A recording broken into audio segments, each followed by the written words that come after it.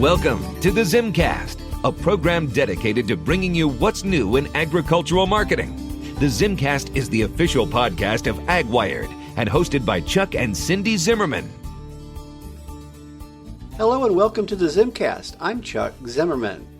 In this episode, I'm going to share some interviews with last week's CattleCon 2025 and the Crop Insurance and Reinsurance Bureau Annual Meeting, or CIRB as we call it. I was in San Antonio while Cindy was in Bonita Springs, Florida.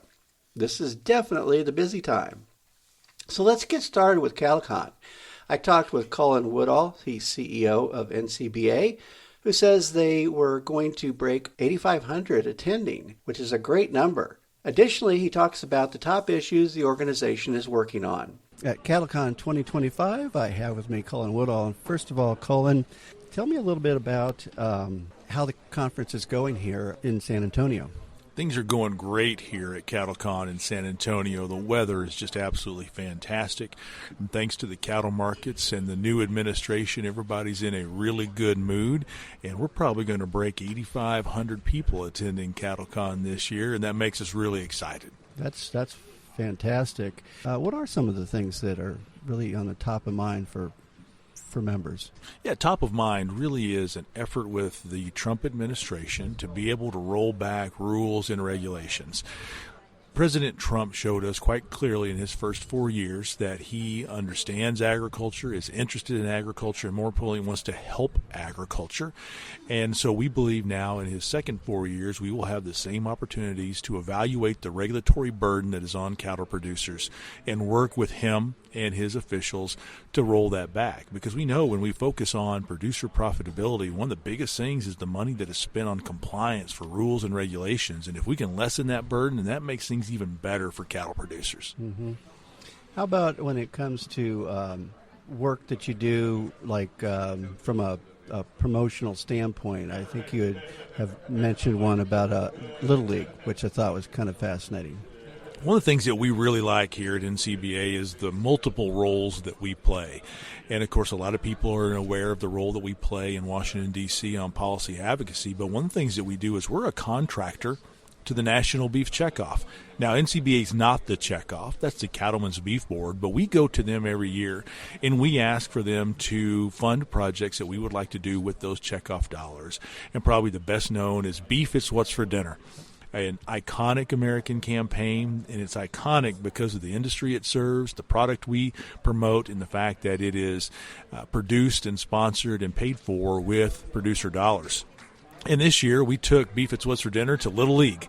And last summer, and coming up here in summer of 2025, we were sponsors of Little League. We sponsored what's called the Perfect Home Plate, which allowed us to get in front of a whole new generation of beef eaters and their families and talk about the nutrient-rich value of beef and what it does to help them be better players, and how you can also use it just to simply have fun. And to be able to be at the Little League World Series in Williamsport, Pennsylvania was a great opportunity to make sure that beef was front and center. So when you get to the end of CattleCon this year, does everybody get a break for a couple weeks, or do they have to go right back to work? We're going right back to work on Monday morning. There is a lot to do. When you think about the policy side, the president only has 4 years. So we know that there is a limit. So we've got to get back quickly with his new administration. You know, they are confirming new secretaries and undersecretaries every day. So the team's being put together. We can't waste any time. And then also promotion knows no rest. And as we look towards the spring sporting events, Super Bowl coming up, we want to make sure that people understand that beef needs to be on the plate, and it needs to be on the plate not on special occasions, but on every weekday meal as well. What else would you like folks, whether it's members, especially ones that can't be here, about the work that you're doing here, and and what is this setting up for? Because we know we have another meeting coming, big meeting in the summer. You know, the biggest thing is if you missed CattleCon, start planning now for either the summer business meeting, but especially for CattleCon 2026, where we're going to be in Nashville, because this really is where the work of the industry is done. There's the old adage, if you don't show up, if you're not at the table, you're going to be on the menu. And so people here are at the table and they're making the decisions of where we want to go on the policy side, where we want to go with checkoff programs. And so that's the biggest selling point. On top of all the fun that we have, the biggest selling point is coming and being a part of the process.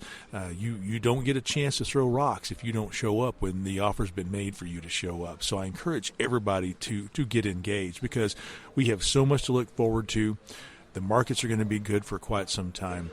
We're going to have this opportunity to roll back the regulatory burden, and we know that in 2024, that was the second highest year of beef demand in over 37 years, and we're going to continue to build on that, and a lot of that is attributed to the great work that the checkoff does, and especially the Beef It's What's for Dinner campaign. Fantastic. Thank you very much, Colin, for visiting with me here. We are at CattleCon 2025. I'm Chuck Zimmerman. Next, I have Kevin Good, Vice President, Industry Relations with CattleFax. Kevin gave a full presentation on the stage during the CattleFax session. Afterwards, I interviewed him to hear his outlook for cattle and beef and what factors are impacting them. At CattleCon 2025, I'm visiting with Kevin Good with CattleFax.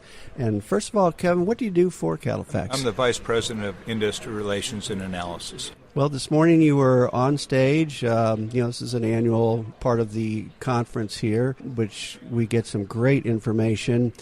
In your case, what were some of the highlights that you brought out there for our members?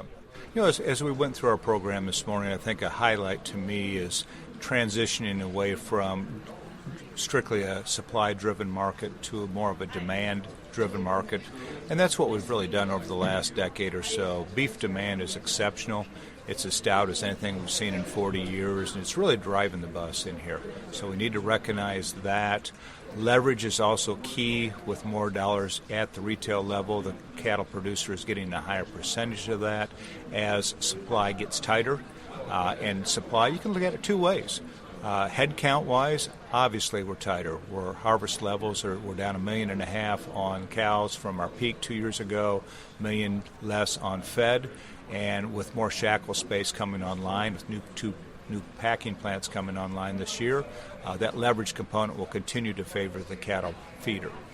At the same time, you look at total supply, tonnage, and, last year's a good example. We harvested about the same amount of fed cattle last year, but 1 million less cows. Despite that, carcass weights were up 26 pounds, so that offset. So in reality, in 24, we produced as much beef with 1 million less cattle going through the system as we did in 23. So when we talk about tighter supplies, we really have to distinguish between tonnage, which, frankly, our consumers needing because of record strong demand, and head count, which is driving leverage, which means more of those dollars from record high retail prices come back to the cow-calf producer. Was it a surprise that demand went as high as it is? Good question, and absolutely. We're very encouraged. If we would just go back in the rearview mirror 12 months ago, we were nervous about demand. At the same time, this market has climbed the wall of worry. And if you just look at it, it's not only domestic supplies, production, even in 24 versus 23, but also we imported a lot more product because we had record high 90 trim prices and tight supplies. So in reality, per capita supplies in 24 were close to a pound higher than they were in 23. So despite as big a supply on a per capita basis as we've seen in 15 years, we've had record values for beef in all classes of cattle. Did you have any suggestions, ideas of what cattlemen should be thinking about as they are looking what's going to happen the rest of this year? Yeah, absolutely. As we just think of from a broad brush, we're already setting at record high values. We had them in last year. We're pushing higher through the winter at a seasonal time that you typically don't. You've pushed far enough that, over the last 10 days, we've had some hedging opportunities. We just need to recognize we still live in a very volatile world. And one of our presentators today talked about managing money in the futures market, record high, live cattle and feeder cattle both. Started to flush this week. We're already $10 off our peak looking at the the April live cattle, and we're down hard today on some avian influenza type news. So it's volatile. You can just go back the last year and a half, 18 months, and we've had 3 hard breaks. Even though we're trending higher from a cycle standpoint, we still think the highs are in front of us over the next couple of years. There will be some volatility. There'll be some $10, $15, $20 breaks along the way, and we very well could be in the front of experience one today. How about imports and the effect that it's having, has having, and we are kind of looking at? Yeah, absolutely. And a real big point that we made is when we look at that cow slaughter down 1 million head last year, 1.5 million over 2 years. It'll be down 500,000 the next 2 years. It's driving 90 trim to record high values, cull cow values record high. 90 trim is stout enough that over the last 12 months we've been able to grind a lot of the chuck and the round for trims, and that supports a whole carcass cutout, makes the lows much higher. And so because of that, you can bring Australian product in particular about 50 to 60 cents a pound cheaper on an annual average last year than our domestic. So we'll continue. The market's demanding more trim, and we're not going to produce it. So we'll continue to bring more product in again in 25 and probably again in 26 from both Australia and probably as well from South America. Well, before we close, anything else you'd like members or folks to know that we didn't touch on? No, I think the key point is it's a very optimistic time in our industry. I mean, if we think about it, we've got a heck of a product. Demand is near, if not record high. We're getting along so much better than pork or poultry. We've got a better product. We can't lose sight of that. And also just need to recognize in here that, yes, we will rebuild. The cycle is still intact, but there's enough headwinds out here. Mother Nature is a big part of that. We talked about the age of producer. We talked about labor availability and cost, the cost and availability of credit today with what it takes to enter our business, alternative land use. So there is a number of things out there that continue to be a headwind, which would suggest that it's going to take longer to expand. And in theory, because of that, prices should remain better longer as we go over the next 3 or 4 years. All right. Well, thank you very much, Kevin. Great to see you here at CattleCon 2025. I'm Chuck Zimmerman. Now I'm turning to CIRB. Cindy interviewed Tara Smith, Deputy Executive Vice President of CIRB. Tara talks about the need for educating new people working in the new administration and Congress about the importance of crop insurance. Here at the CIRB Annual Meeting, I'm speaking with Tara Smith. And Tara, what do you do for CIRB? I do their government affairs work for CIRB and have for about 12 years now. Well, we are in an interesting time right now as far as Washington is concerned. So what are the focuses that CIRB is going to have here with the new administration and the new Congress? Yeah, I mean, obviously we are hoping to get a farm bill again this year, but I think we're also in a very different environment than we've been in the past, and we're seeing a lot of potential for folks to attack the program, a lot of venues for them to attack the program. So we're very much prepared to play defense to protect and preserve the program moving forward, whether we see, attacks through the reconciliation process or through the Department of Government Efficiency, wherever those threats may come from, we're ready to go. How critical is the Farm Bill for crop insurance? I mean, we're permanently funded. We're a permanent mandate. And so, the program will continue plugging along. However, I think we saw in some of the draft bills, particularly on the House side from G.T. Thompson, that was really good and made some really positive changes for crop insurance. And so while we can continue without a farm bill, I think that the industry is looking forward to an opportunity to make some really positive changes for the industry and for farmers. We had a really big turnout this year here at this annual meeting. It seems like there's quite a bit of interest in what is going to happen in the future.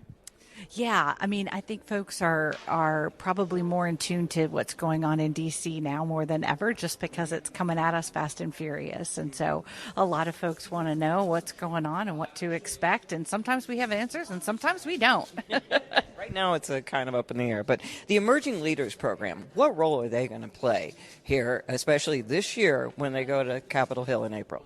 Oh my gosh, we're so excited to have them at the meeting in April because we've got to get the word out. We've got a lot of new members of Congress that we need to educate. We've got new members of the House and Senate Ag Committee that we need to do education with. We got to tell our story, and the only way to do that is boots on the ground and having folks that live and breathe this stuff every day talking about why it matters in these different districts and to these members and their constituents. Is there anything else that you're really watching besides the Farm Bill? Yeah, I mean, this whole reconciliation process can take a lot of different directions. And so, we're just watching it to see what direction it could go and if other farm programs, other than obviously nutrition, sort of get pulled into that process along the way. Here at the CIRB Annual Meeting in Bonita Springs, I'm Cindy Zimmerman. Finally, I have Cindy's interview with Lindsay Rinkenberger. She's the CIRB chairman, Country Financial. Lindsay started CIRB participating in the Emerging Leaders Program. She talks about how CIRB works with the Crop Insurance Coalition in Washington, D.C. Here at the CIRB Annual Meeting, I'm with Lindsay. And Lindsay, would you introduce yourself for me, please? Sure. I'm Lindsay Rinkenberger. I work at Country Financial, and I am the current chairwoman of the Crop Insurance and Reinsurance Bureau. Well, we're here at the 61st Annual Meeting in Bonita Springs, and looks like we had a really good turnout here. Yeah, the room is packed, so it's great to see so many people here and energized and enthused to talk about crop insurance this week. And tell me a little bit about the schedule you have. So we have a great lineup. Today we kicked it off with Michael Swanson, Dr. Michael Swanson from Wells Fargo. We also had Mr. Kurt Henke to just talk a little bit about the legal landscape of the industry. We also have folks here from the Risk Management Agency just to talk about some of the happenings in D.C. And so it's really just a great roundup. Everyone here is rallying around the program, excited, enthused, and just optimistic about what's to come. Well, speaking about what's going on in D.C., how important would you say this meeting is right now? This meeting is very important just with the current political landscape, the changing of the guards, if you will, multiple agencies across the government, of course, with the Risk Management Agency being one of them. And so it is a great time for all of us to gather here at the annual meeting, both for CIRB and then following this will be the National Crop Insurance Services annual meeting. Because of what's going on, definitely important for us to continue to be sure that our voices are heard. And, most important, the messaging is protect and preserve the program, the crop insurance program as it exists today. And that's really the whole goal of CIRB, and that's what you all help with. But one arm of CIRB that's become very helpful in making the case is your Emerging Leaders Program, and it keeps growing. That's right. I think the stat given today was we've graduated about 80 emerging leaders throughout the course of the last several years. And a good problem to have, but we did have to start limiting the number of participants because we had such a great turnout. And so it is great to have a group of about 20 folks every year, additional folks who are, advocating on behalf of crop insurance, and great to see all of them here today. It's a great opportunity for them to network with other crop insurance leaders, learn more, and how their voices can be heard across Washington and the countryside. Yeah, because to have a lobbyist is one thing, but to have the people who are really in the trenches talking to the lawmakers, that's what really counts. That is correct. And in times like we're in today, we need more boots on the ground, like this group of 20, as you mentioned, in addition to all of the industry folks that we have here today. And so more support is better, more voices certainly, and it's just great to see so many people that are, passionate about crop insurance in the way that the majority of us are. How would you overall describe the mood of the crop insurance industry right now? I think the mood is, I think we're all optimistic. I think that's what we have to be, right, at this point in time. And most of us have been around for a long time, and we know how this works. And so it's, again, steady Eddie, remain optimistic, continue to advocate where we can, and just hope that, eventually we're going to get to see a farm bill pass across the finish line. Certainly that's most important to us and our industry, but we have to remain optimistic for our farm clients and the growers. Excellent. Well, thank you very much, Lindsay. Here at the CIRB Annual Meeting in Bonita Springs, I'm Cindy Zimmerman. So there you have it. Next week, Cindy will be heading to Nashville for the 30th National Ethanol Conference, which will be our 20th year with the Renewable Fuels Association. As a bonus, she gets to see our middle daughter and youngest grandchild. March has us at Commodity Classic in Denver and 2 trips to D.C. for the AgriPulse Ag and Food Policy Summit and National Ag Day. And then for the American Coalition for Ethanol D.C. fly-in. So we hope to see you down the agriblogging and farm podcasting highway. And that's the ZimmCast for this week. I hope you enjoy it, and thank you for listening. You've been listening to the ZimmCast, the official podcast of AgWired. Check us out at www.agwired.com to find out what's new in agricultural marketing.